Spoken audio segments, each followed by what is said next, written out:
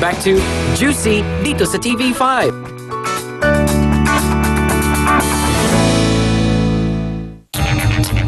Express Pasabog Top 1, Maestro Ryan Cayabyab at Bossing MVP, nagsama para sa Philippine Pop Music Festival.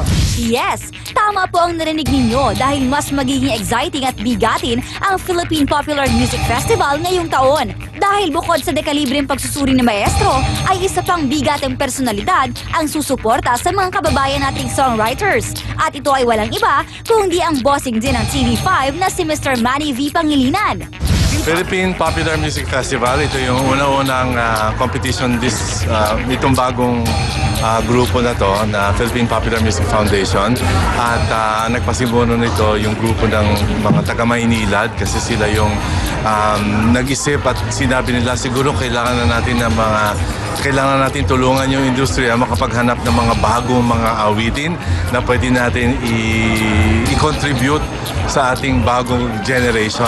Well, good luck and congratulations sa mga napili. Ngayon pa lang ay proud na kami sa inyo. At para makumpleto po ang ating gabi, eto na ang blind item ni Shalala.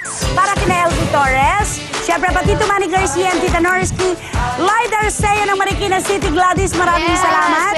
Warren Encarnacion ng Cat Salon, Zalde Aquino ng Chika Ninato, and Copyrotti, maraming salamat. Okay, Pep Salon, thank you. Winnipeg Juicers, Hello. hi! Okay. Lahat tayo may hawak na cellphone. Istorya ito ng not that kilalang actress. Gagalitan naman si Alex sa'yo. Pero may gamit ko. Ayan. Maingay yan, tapos ayan. Hindi ko dala phone ko, ito na lang.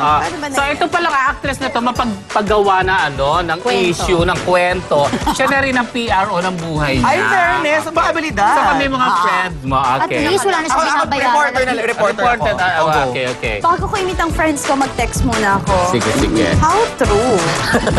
Na? This actress, lumalabas kasama ang isang people's champ. Ay, wait lang. Oy! Ay, ito, wait. Uy, wait lang. Ito, wait. Ay, di ba na sa set? Hindi pa. Ang bilis yung halata na Ay, yung ano, section send nyo. Hindi, pina-edit ni Direct. Send to all. Ay! Naku, yung mga letter Z. Uy, Nakapag-send sa letter Z. Uy, Wala nang load. may pang deadline na ako mamaya. Ay, ako din. Ito si young actress na Nalilink kay... nalilink kay People's Champ. Pero hindi ko alam yung name kasi number lang ang umano dito. Sa akin, meron din siya. Wala sa Sino phone. itong anonymous feeder na ito? Change SIM card na nga ako. Ay, hello. Marami na ginagamit. Hello po. Hello. Ay, buti na dito kami, interviewin kami. Oo nga, narinig ko. Oo. Nalililing ka na daw naman dito sa isang buksigero. Hindi ko Isa ka alam. ma-punching Sige, ba? please, Sino ba nagkakalat nun? Kasi gusto ko lang talagang malaman. Kasi di ba, parang, alam niyo yun, pakitanong nga yung mga Ay, ito pa, friends. meron pa isa nag-text. Ito, nagtahi siya ka daw ng nose. Oo. Nagawa ka daw Grabe ng nose. naman. Kayo no galing to anonymous tip eh. Tahi ba yan? Oh. Ay, binili ka daw ng kondo sa East 2. Anong Grabe. kotse? Tsaka kotse.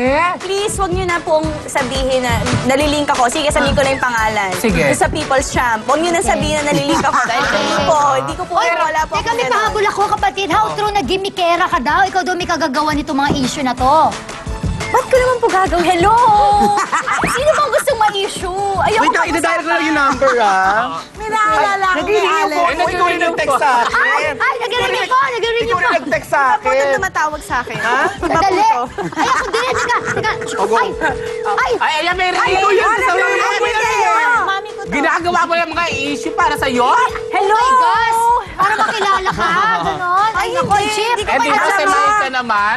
Alam mo siya, Sabay ka Lala, naman. hindi gagawin niya ng queen. Ayaw ng queen yan. Lalo naman siguro ang mga princess. Di ba? Dito, Duquesa. Nakakaloka siya. I'm sure naman natin, Siya talaga siguro pinipr lang nagpapakalat. niya yung sarili niya. Ay, hindi na niya kailangan ng PRO. Hindi, nabubuking din siya. At baka mamaya may PR firm na yan. Pero nakaka-turn off, pagbibenta ng sarili. Pero pansinin Nakakaloka. nyo, wala siya working ngayon. Eh kasi na nga, baka gimmick din yung mga eklat-eklat. para Di ba Pag-usapan meron? siya. Di ba nasa Star Talk siya. Kasi may balita ko rin sa mga, may mga balita rin ako sa kanya na pag nakatrabaho mo daw siya, sabi ng iba nating sources, meron nga daw siyang Barbie Fortesa syndrome. Naku, sana Ay, wag nako. niyang naging ugali tunay kasi baka maging kasing bagal ng snail ang kanyang... Kapatid ng pagong ang snail. Yes. Ay nako, maraming salamat po muli sa inyong lahat mga kapatid hanggang bukas dahil... Ito ang huling hagabit ng chukahang nag-iingay. Aminin, ikaw din nagsabi ng blind item niya, di ba? Hello, princess. Todo init sa... The views and opinions expressed by the hosts do not necessarily state or reflect those of TV5. In addition, the views and opinions of the guests do not necessarily reflect those of the host, the show, the station.